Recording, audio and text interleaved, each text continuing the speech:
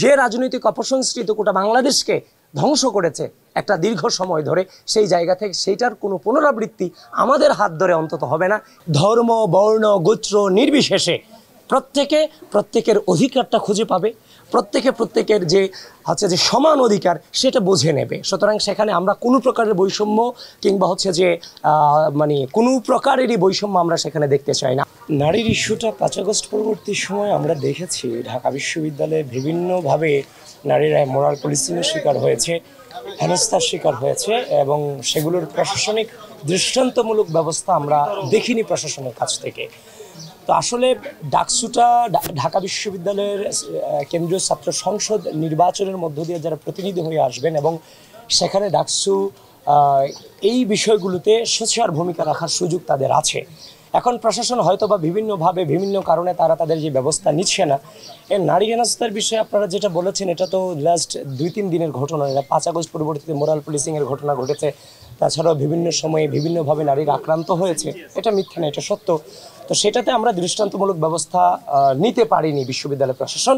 তো সেই জায়গাতে ডাকসু তার জায়গা থেকে আমরা বলেছি ইতিমধ্যেই যে ডাকসুর আন্ডারে এমন একটা সুরক্ষা সেল করা হবে যেটা 30 দিনের মধ্যে এই ধরনের কেসগুলোকে নিষ্পত্তি করার জন্য জোরদার করবে এবং সেটা করে ছাড়বে আর কি। তো সুতরাং নারীদের বিষয়টাতে আমরা যথেষ্ট কনসার্ন আছে। আমরা নিরাপদ ক্যাম্পাস বিনির্মাণ করতে চাই।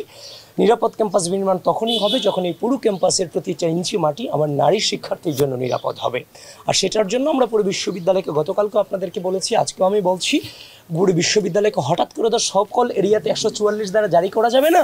সানশাইন আটা ময়দা সুজি, ভালোবাসায় তৈরি। তো যে এরিয়া বিভিন্ন জোনে ভাগ করে ফেলা হবে, যেমন red zone, green zone, yellow zone, বিভিন্ন ভাগে বিভক্ত করে সেখানে বিধিনিষেধ প্রয়োগ করে দেওয়া হবে, রেস্ট্রিকশন দেওয়া হবে, কে সেখানে যেতে পারবে, কে সেখানে যেতে পারবে না। এভাবে ক্যাম্পাসের নিরাপত্তা বলয়টাকে আমরা স্ট্রিক্ট করবো। আর তাছাড়া ওই ধরনের যদি কোনো ধৃষ্টতা কেউ দেখায় সেটার বিরুদ্ধে কঠোর ব্যবস্থা নিব ইনশাআল্লাহ। এটুকু নিশ্চয়তা আপনাদেরকে দিতে পারি, আগামী আমরা যদি আমাদের জায়গা থেকে আমাদের প্যানেল যদি নির্বাচিত হয়ে আসে, ঢাকা বিশ্ববিদ্যালয়ে কোনো স্টুডেন্টকে নারী কিংবা পুরুষ হিসেবে কাউন্ট করার কোনো সুযোগ নেই। সেখানে পরিপূর্ণ একজন বিশ্ববিদ্যালয়ের শিক্ষার্থী এবং মানুষ হিসেবে কাউন্ট করাটাই আমাদের কাছে সবচাইতে বড় টার্গেট হবে এবং সেটাকে বাস্তবায়ন করবো ইনশাল্লাহ। সেটা ঢাকা বিশ্ববিদ্যালয়ে গোটা বাংলাদেশে এটা প্রভাব পড়বে। দেখেন, সাম্প্রদায়িক সম্প্রীতির কথা যেটা বলছেন সেটা হচ্ছে যে আমরা প্রতিজ্ঞাবদ্ধ এই বিশ্ববিদ্যালয়ের ক্যাম্পাসকে একটি অন্তর্ভুক্তিমূলক, বৈষম্যহীন এবং সম্প্রীতিমূলক ক্যাম্পাসে আমরা রূপান্তরিত করতে চাই, যেখানে ধর্ম, বর্ণ, গোত্র নির্বিশেষে প্রত্যেকের অধিকারটা খুঁজে পাবে, প্রত্যেকের যে সমান অধিকার সেটা বুঝে নেবে। সুতরাং সেখানে আমরা কোনো প্রকারের বৈষম্য কিংবা কোনো প্রকারেরই বৈষম্য আমরা সেখানে দেখতে চাই না। আমরা সবাই বাংলাদেশি, এই ধারণাটাকে ওন করতে চাই এবং সবার আগে বাংলাদেশ, এই কনসেপ্টটাকে আমরা ধারণ করতে চাই। সেখানে কোনো প্রকারের বিভেদ এখানে রাখা হবে না, সেটা হতে দেওয়া হবে না।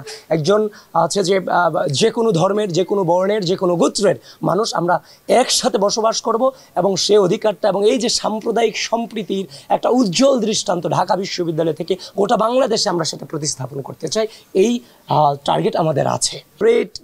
আমার দৃষ্টিকোণ থেকে সেটা আমরা দেখতে পাচ্ছি না, তবে ঢাকা বিশ্ববিদ্যালয়ের সকল ধর্ম, বর্ণ, গোত্র নির্বিশেষে তাদেরকেই বেছে নেওয়া উচিত যারা কোনো প্রকার সাম্প্রদায়িক ইস্যুতে কিংবা কোনো বিভাজনে কিংবা সকলের অধিকারের ব্যাপারে যারা সোচ্চার থাকবে তাদেরকেই তাদের বেছে নেওয়া উচিত। এবং বিগত যারা প্রার্থী হয়েছে কিংবা যারা ক্যান্ডিডেট আছে তাদের সম্পর্কে ঢাকা বিশ্ববিদ্যালয়ের স্টুডেন্টরা যথেষ্ট অবগত আছে।